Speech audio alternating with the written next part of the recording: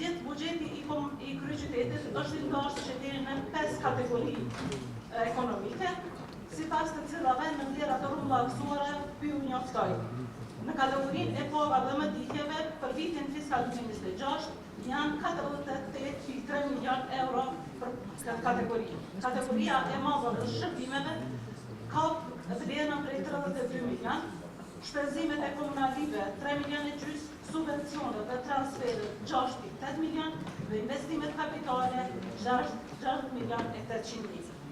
Ky buxhet është i përcaktuar në versionin e transformimit të kryeqytetit, duke filluar nga projektet e mëdha, të cilat shumica prej tyre janë në implementim e sipër e disa prej tyre janë në përfundim. Vletës theksohet se projektet më të mëdha, të cilat do të vazhdohen ose do të përmbyllen në këtë vit fiskal, është projekti i Gjosh Bushit, rruga A apo rruga Gjimxhema, projekti në kalimit Agim Ramadani, unaza mbreshme, ishulli urban, ndërtimi territorës së kryeqytetit, përfundimi i ndërtimit të QPS-s, shkolla në Kurrë do të përfundojë pashtu dhe disa projekte të tjera të cilat vetëm pritin implementimin e tyre e të cilat janë në numër të madh, siç e them më herët. Këto projekte janë të ndarë në secilën kategori dhe janë bazuar edhe në ndërtimet buxhetore të cilat janë marrë në gjatë periudhës poshtë vitit kaluar, për bazë tyre në bashkëpunim me kabinetin e kryetarit janë përfshirë në këtë buxhet, propozim buxhet. Buxheti i investimeve kapitale, duke filluar, është i përcaktuar në rikonstruimin, pashtu dhe ndërtimin e shumë grupe të reja, projekte të mëdha kapitale, të cilat janë konstruar dhe për secilën drejtori veç e veç. Vlerat e tyre për mësë më kodë më dhënë hapësirën me qenë se keni marrë materiale, nuk po shkojnë një nga një, po vlen të theksohet se secila nga drejtori kanë projektet e investimeve kapitale të cilat ose kanë fillu, janë në proces, ose disa prej tyre dhe në përfundim. Shtohet tutja pse disa prej projektet janë përsërit, është si pasojë e mos votimit nga Asambleja kaluar e vitit buxhetit 2025, dhe disa prej tyre janë qenë të detyruar të përsëritën këtë propozim buxhet. Përveç investimeve të mëdha kapitale dhe transformuese të vizionit të kryetarit tonë për Valën Roma, janë edhe shpenzimet operative, të cilat direkt janë të përfshira në jetën e qytetarëve, të përfshin edhe shumica prej tyre përfshin pagat e shumta, të qindra dhe mira motorëve të pastrimit, të sigurimit fizik, të normaljeve të ndryshme, shtëpinë e pleshve dhe të gjitha pozat të tjera të cilat janë shumë jetike për qytetarët e kryeqytetit. Pashtu janë të përfshirë edhe rregullimi i transportit publik, i pastrimit dhe pjesëve të tjera jetike si ndriçimi publik, mos shkojnë në radhë, me që se kemi propozim buxhetit. Atëherë, për me respektin për secilin nga ju këtu, kërkoj me metodim aprovimin e këtij buxheti në tërësi, duke u bazuar në materialet të cilën e kemi vazhduar. I faleminderit. Në emër të grupit të Asamblesëve të Lidhjes Demokratike të Kosovës, do ta theksoj qartë se ne e përkrojmë buxhetin e kryeqytetit në tërësi, sepse ai adreson nevojat bazike të qytetarëve dhe siguron funksionimin normal të shërbimeve komunale, duke pasur një fokus të veçantë në investimet kapitale dhe projekte transformuese. Ky buxhet nuk është vetëm buxhet shpenzimesh operative, por është një instrument zhvillimi që synon përmirësimin e jetës së përditshme të qytetarëve dhe forcimin e kapaciteteve të kryeqytetit. Në veçanti, përkrahja jonë lidhet me investimet kapitale dhe projektet transformuese që prekin drejt për drejt jetën e qytetarëve, si ishulli urban, rruga A, sheshi Gjosh Bush. Gjithashtu, po flasim për infrastrukturë urbane dhe lokale përmes ndërtimit dhe rehabilitimit të rrugëve lokale dhe arterieve kryesore, investimeve në trotuare, ndriçim publik dhe kanalizim, duke rritur sigurinë dhe standardin mjekësor në shumë lagje të kryeqytetit. Për këtë buxhet, po flasim për arsim dhe edukim përmes ndërtimit të shkollave dhe qerdheve të reja, duke mundësuar zhvillimin e mësimit traditor në Prishtinë, renovimin e objekteve ekzistuese arsimore dhe krijimit të kushteve më të mira për mësim, nxënje dhe zhvillim të fëmijëve tanë. Po Po flasim për mobilitet urban dhe projekte transformuese në trafik, përmes ndërhyrjeve kapitale që synojnë lehtësimin e qarkullimit, përmirësimit të transportit publik dhe krijimit të një lëvizjeje më funksionale dhe më të sigurt në qytet. Po flasim për hapësira publike, mjedis dhe cilësi jete, përmes ndërtimit të parqeve dhe zonave rekreative, investimeve në hapësira të gjetëta, duke bërë Prishtinën më të jetueshme për të gjitha gjeneratat. Po flasim për shëndetësi dhe shërbime komunale, përmes përmirësimit të objekteve të mjekësisë familjare, investimeve në infrastrukturë komunale dhe sigurimit të shërbime bazike për qytetarët. Të nderuar kolegë, buxheti në tërësi i kombinuar me investimet kapitale dhe projekte transformuese ka ndikim të drejtë në cilësinë e jetës, zhvillimit ekonomik lokal dhe funksionimin e kryeqytetit. Si Lidhja Demokratike e Kosovës, ne përkrojmë këtë buxhet duke kërkuar njëkohësisht zbatim të përgjithshëm, transparent dhe në kohë, sepse qytetarët presin rezultate konkrete dhe shërbime cilësore. Në përfundim, dua të theksoj edhe një herë, buxheti për vitin 2026 në tërësinë e tij dhe në veçanti investime kapitale dhe projekte transformuese janë investim në të ardhmen e Prishtinës. Për këtë arsye, ne si grup e përkrojmë këtë buxhet duke e parë se ky ndërton stabilitet, zhvillim dhe perspektivë për qytetin. Ju falenderoj. Ky buxhet vjen në rrethana të vështira si pasojë e sfidave të vitit 2025. Megjithatë, ky kuvend ka legitimitetin dhe përgjegjësinë të rindërtoj besimin e qytetarëve dhe të siguroj një planifikim të mirë për të ardhmen e kryeqytetit. Grupi i Asamblesë të Partisë Demokratike të Kosovës është i përkushtuar të kontribuojë në zhbllokimin e çfarëdo situate që mund të rrezikojë miratimin e buxhetit dhe funksionimin normal të kryeqytetit. Njëkohësisht, ne në vazhdimsi kemi kërkuar më shumë transparencë, përfshirje të qytetarëve, dëgjime publike dhe prezantim të qarta të projekteve, sepse këtu janë themel i besimit publik dhe i një planifikimi të mirë.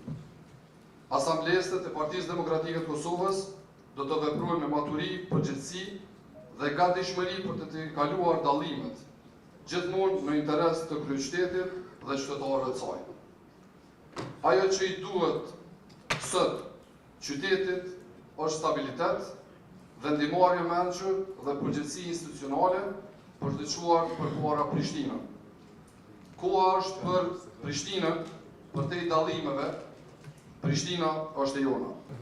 Të nderuar kolegë asamblesë, të nderuar kryetar Rama, të nderuar përfaqësues të mediave, dashur qytetarë të Prishtinës. Fillimisht më duhet të shpreh ndinjatën time për shkak se përsëri dokumenti kryesor që mundet me miratu ky kuvend komunal, që është buxheti, po trajtohet në një seancë të jashtëzakonshme, e jo në një seancë të rregullt, ashtu siç e do rendi dhe siç do të ishte mundësia më e mirë për të trajtuar një dokument që, siç e thash edhe më herët, e determinon se si do të jetë ky vit për Prishtinën. Është jashtëzakonisht e papranueshme dhe tregon për papërgjegjësi të madhe mungesa e kryetarit Prishtinës në këtë seancë. Duhet treguar për hir të opinionit se bashkë me Partinë Demokratike të Kosovës gjatë vitit kaluar, në mandatin e kaluar, shumë seanca të buxhetit i kemi dështuar pikërisht për shkak mungesës së kryetarit Rama. Kryetari Rama sot nuk është këtu, rrethonat nuk kanë ndryshuar, po ka ndryshuar Partia Demokratike e Kosovës. Sot do të flasim për shifra dhe për projekte konkrete, por do të flasim edhe për përgjegjësi politike. Draft buxheti për vitin 2026 paraqitet me një rritje prej 18% krahasuar me vitin paraprak, dhe ky gjithsesi që është e mirë. Por është domosdoshme të themi se kjo rritje nuk është rezultat i zhvillimit të qëndrueshëm të Prishtinës, as i rritjes së kapaciteteve lokale apo ndonjë politike progresive të qeverisjes komunale. Rritja e buxhetit prej 18% vjen si pasojë rritjes së buxhetit përgjithshëm që qeveria ndon për komuna, si dhe rritja e gradit nga ligji për kryeqytetin. Me një fjalë, Prishtina po ngec. Dhe këtë nuk e themi vetëm ne, por të edhe numrat që sot na janë prezantuar. Prandaj, çdo përpjekje për ta paraqitur këtë rritje të buxhetit si sukses të qeverisjes komunale është mashtrim publik. Një problem tjetër shumë serios është fakti se sot po kërkohet ta votojmë këtë draft buxhet pa asnjë raport financiar për vitin paraprak. Po na kërkohet votojmë 150 milion euro pa mbi llogaritë dhënie. Situata rëndohet edhe më shumë nga fakti se akoma nuk e kemi diskutuar raportin auditimit pasqyra financiare të komunës tonë. Buxhetet auditorit kombëtar për keqpërdorime janë në shifra të papara më herët. Gjithashtu, kryetari Roma fatkeqësisht gjatë gjithë vitit kaluar nuk ka raportuar asnjëherë para këtij kuvendi, përkundër obligimit ligjor që të ketë së paku 2 raportime vjetore. Por siç e dini të gjithë, siç e dinë edhe ne, kryetari Roma dhe normat ligjore të vendit tonë janë shpesh 2 votë të kundërta. Sa i përket përmbajtjes së buxhetit, është alarmante që 3 projektet kryesore janë projekte me probleme ligjore dhe që janë objekt trajtimi nga organet e drejtësisë. Po flasim për sheshin George Bush, për lidhjen e Arborisë me qendrën dhe për tunelin në rrugën Agim Ramadani. Këto projekte në vend që të janë shembull të planifikimit urban të përgjithshëm, po shndrohen në simbole të paqartësisë ligjore dhe të shkeljeve procedurale. Nëse dita mirë shihet në mëngjes, atëherë unë uroj që sot t'ja dhejmë kryeqytetit një start të fuqishëm, duke qenë një pjesë e madhe këtu që i përkrojmë këto kërkesa dhe si e tillë buxheti në tërësi është pika kryesore që përfshin edhe kërkesat edhe nevojat shtetare. Buxhet të kaloj dhe duke uruar që të gjitha ato që janë në letër të realizohen, Nisma Social-Demokrate e mbështet këtë buxhet duke uruar që të përcjellet me punë të mbarë dhe me suksese të përbashkëta. Ju faleminderit. Sinqerisht është një dëshmi e radhës sa jo seriozisht zoti Rama e merr kuvendin, e merr Prishtinën të nësi, në seancën që të duhet ishte dhe është realisht më e rëndësishme e vitit, sipas çdo dokumenti politikave lokale, sipas çdo ligji dim çfarë rëndësie ka kjo seancë, dhe seancën kryesore mungon i pari i komunës. Kjo flet për seriozitetin e tij dhe për çasjen e tij që do ta ketë edhe gjatë këtij mandati. Të paktën do të ishte mirë që ndoshta kur mungon kryetari me u zaventsu nga partneri kryesor tashme i koalicionit, nga Orhan Ismaili. Por mungesa e të dyve po tregon që të dytë po dojnë me qeverisë nën hije apo nën tokë, mbase siç janë mësuar edhe nga e kaluara e tyre. Buxheti i komunës është rritur dhe kjo është një fat i mirë që qeveria e Republikës Kosovës po e ka dëshmuar edhe një herë çasjen e vet korrekte në raport me komuna. Ne kemi 2 kërkesa dhe besojmë që edhe nga koalicioni LDK, PDK, AK, Nisma, AKR, LP të hasim në mirë kuptim. Sepse janë 2 pika jetike. 7 milionët që përjepën oligarkut Salillari, t'i ndahën pastrimit dhe ndërmarrjeve tjera publike. Dhe e dyta është përfshirja e unazës së brendshme në këtë projekt buxhet. 7 milion euro të ndara për projektin të cilin edhe PDK e ka kundërshtuar, kërkojnë t'i bartni tek ndërmarrja pastrimi, shumicën dhe tek ndërmarrje tjera publike në mënyrë që të mos të falimentojnë siç aktualisht janë krizë, por të fuqizohen.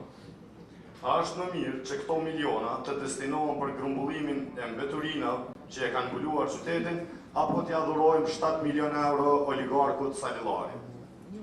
Për ata që nuk e njohin, Salillari është oligarku që na i merr pagesat prej 5 euro për çdo kalim në rrugën e Kombit. E në vend se të investojmë në pastërtinë e qytetit, në banjët e shkollave fillore që janë gjendje të tmerrshme, në dezinfektimin e deratizimin e qytetit, sepse ka lagje të tëra të kryeqytetit që janë së mbushur me minë. Përvarim Rama bashkë me patelicat e tij po investojnë në bizneset e Salillarit. Edhe Erjan Velia i dikur kishte logjikën e njëjtë, por kjo logjikë kriminale herët avon do të përfundojë prapa grilave. Edhe përvarim Rama këtë fat do ta ketë, me besoni ose jo. Nëse ky kod buxhetor i dedikohet pastrimit të ndërmarrjeve tjera publike, unë do të votoj për. Por jo me asnjë kusht nëse tentohet që milionat e Prishtinës të ju falen oligarkëve në këtë mënyrë nuk bëhen me asnjë pjesë e këtij pazari. Arsyeja e mungesës së sekretarit në ditën më të rëndësishme për një vjeçarin e ardhshëm dihet. Janë këto pazare me oligarkë dhe mos përfshirja e unazës së jashtme në këtë buxhet. Kjo është ta mbash qytetin të bllokuar. Rama është ai që po e bllokon veten e vet, por ka zhbllokuar vetëm diçka, korrupsionin dhe ajnin. Dhe për fund, paramendoni, vetëm drejtoria e administratës për dreka e darka, për karburant e për vetura me qira, ka ndarë rreth gjysmë milioni euro. Pra, vetëm drejtoria e administratës për dreka zyrtare, vetura me qira dhe karburante, ka ndarë rreth gjysmë milioni euro. Paramendoni se sa miliona tjera do të kesh përdorën nga drejtorit që po synojnë të rrisin për shkak që ju duhet të rahatojnë egot personale të antarëve të subjekteve politike të koalicionit LDK, PDK, AK, AKR, NISMA, LP.